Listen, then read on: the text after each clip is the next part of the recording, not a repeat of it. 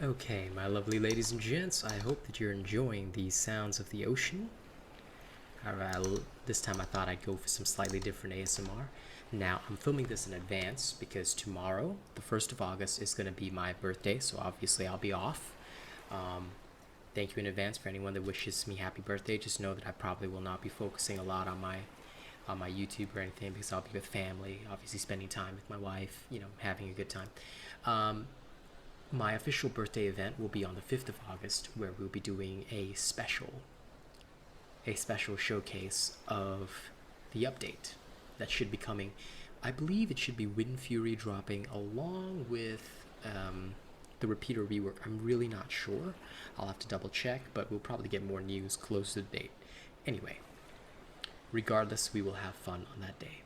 For now, what I'm going to show you guys is the Hunger Forbidden build, which a lot of you have been interested in ever since seeing me use it on stream. Okay, I'll keep it really simple. Aside from having to look really badass in your armor, which is the first and most important requirement, if you do not look as badass as this, you can't use the Hunger. Okay. All right. Let me start by saying the Hunger is your weapon of choice. Rage cell, toughness cell. The special is the Feast, and the mod is Recursive Hilt. Okay? Basically, the Feast will give you extra lifesteal, extra damage, as well as all the effects of Valiant Overdrive. It is very powerful. And also, when you dash, you gain invulnerability. So while you don't have the counter of the Avenging Overdrive, you can still use the dash to dash through a lot of attacks. Okay? It costs 1 Valor point, so it's very cheap and very easy to use. Iceborne will be your passive for more damage reduction, more lifesteal, more health, everything. Skarn's Defiance will be your lantern of choice. Energized Cell will be your cell of choice. Again, it's mostly just because this is useful to you.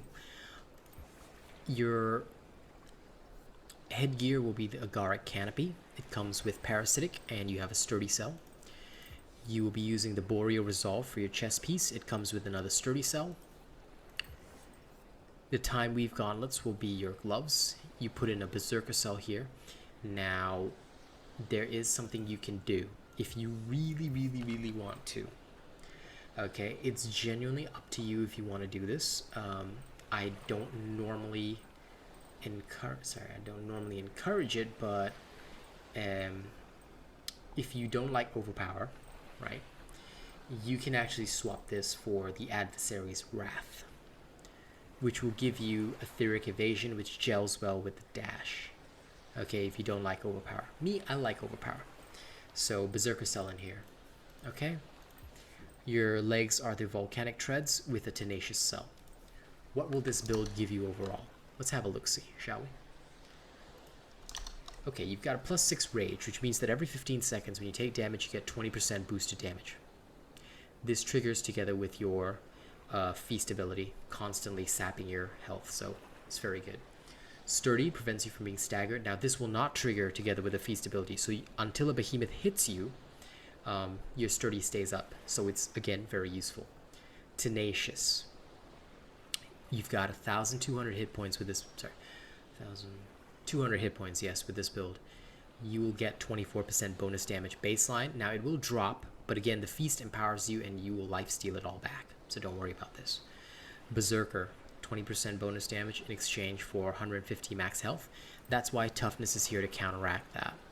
Now, Toughness also has the added effect of boosting your healing by 15%, which is going to be even more useful considering you've got so much lifesteal and all this in this build. Energize to help your weapon charge and stay charged for longer. It's very useful. Overpower, when you stagger the behemoth, you deal more damage. Very useful. Parasitic, it's there to reduce damage from behemoth wax against you. And Rage Hunter comes naturally with the Hunger. Now, when a behemoth enrages, even more damage. Alright, and I already explained Toughness. Now, how does this build function in reality? Let's go see, shall we? And I know you guys like my late night voice, so don't worry. Okay. We'll go straight to the hunting ground. This is level 1, so we should have no trouble in the 7 to 10 area. Okay, we're just going straight there. The Hunger is one of the most powerful weapons with a forbidden build, so you don't have to worry about, You know, like unlike with other forbidden builds, I usually went to an area like one level lower. I usually went to the 6 to 9 area. No, with the hunger, just go ham. Now, while we load in, I will say this: if you guys want to support my content, don't forget to like, share, and subscribe. Of course, I appreciate you guys doing that. Feel free to also drop me a tip via the link in the description of the video if you want to help my content carry on some more, or if you want to give me a birthday present. Up to you. Honestly, that's optional. Right now, that's my only income, so I appreciate it if you help me keep things running. You can also use the super thanks feature on YouTube, which is the heart icon. Basically, it'll help highlight your comment and also give me some revenue. But again, it's up to you. Okay, so thank you very much if you decide to do that. All right, let's get into this and let's see how this works. I know some of you have seen me using this on stream. It is indeed badass. Okay. First thing you're going to encounter, Boreas. Okay, nothing too special. Grab this little patrol chest. Let's annoy it with an ice ball. Okay, so level 1 sword versus level 7 Boreas. I'd hoped it would be a level 10, but that's okay.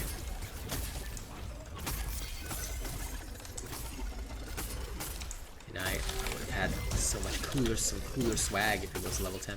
Now, because you have the effects of Valiant Overdrive rather than Avenging, you will continuously be able to gain Valor points. And that's what you want.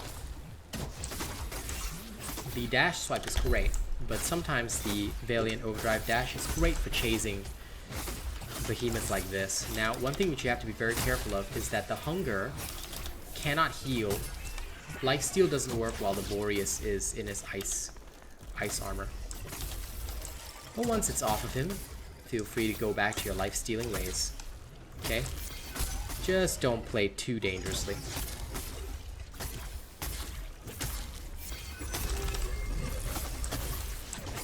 And once again, you'll see that the hunger is easily activated.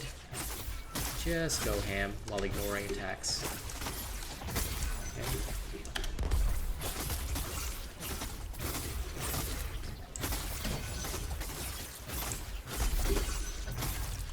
Remember to use your sword rotation, like whatever your rotation is. I don't know what it might be, but if you have a rotation like me, just continuously, as I say, cast that rotation. Alright, the Boreas is done for. We're off to the next kill. You can see that it was a very easy fight. There is no strain, there is no additional effort needed, and keep in mind that you've still got a level 1 sword. Okay? Again, this build is strong, very strong. Normally, you will not be in this situation. Again, you will normally be facing behemoths about 3 levels higher than you. Okay, good. A level 10. Now this should be entertaining.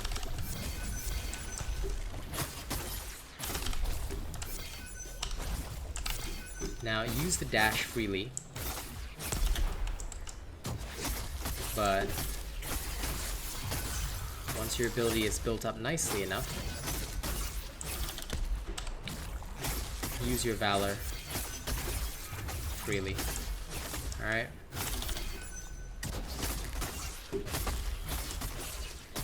Now once the behemoth is overpowered, that's your cue to have some fun.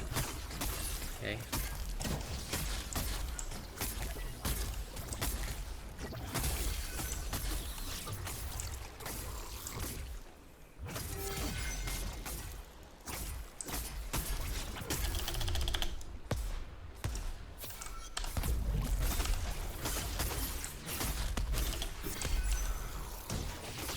That could have been dangerous. But again, that's okay.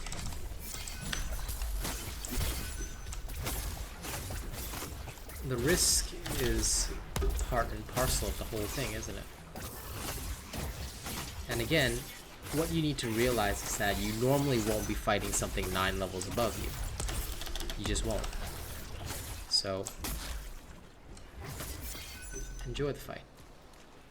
Okay, you've got to enjoy something crazy once in a while, right?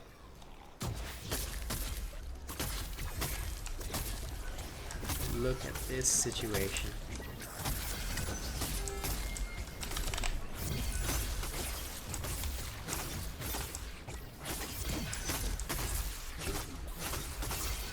See how easily that flipped? Again, with this build, you don't have to worry, okay? You are strong. There is very little concern. I mean, okay, if you do stupid shit, you're gonna get killed. But again, are you really gonna fight something 9 levels higher? I mean, again, you don't have to. This is just me showing off so you can see the prowess of this build.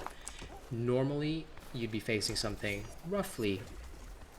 I mean, when you're completely reforged and at level 1, about 6 levels higher is good for XP.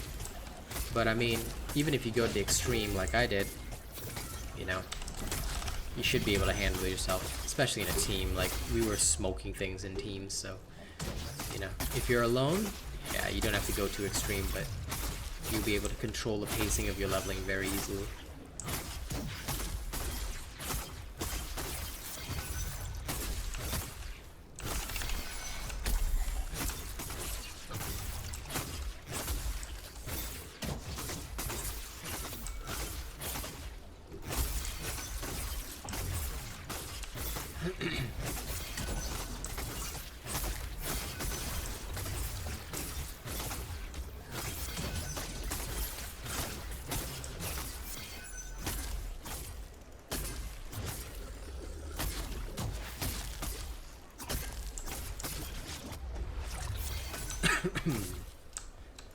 Excuse me.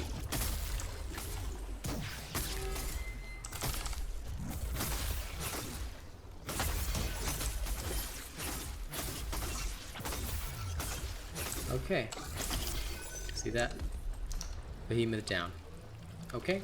So thank you very much for enjoying this. I hope that this build was helpful to you. I hope you guys enjoyed this. Once again, don't forget to like, share, and subscribe. And of course, if you want to support me even more, you can drop a tip via the link in the description of the video. Okay, that'll help me keep my content running. You can also give super thanks on YouTube. Thank you very much if you decide to do that.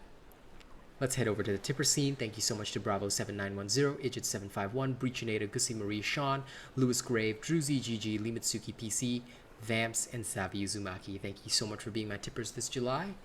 And I'll see you all after my birthday on 2nd August. Yeah, that's Monday. Okay. Catch you all then.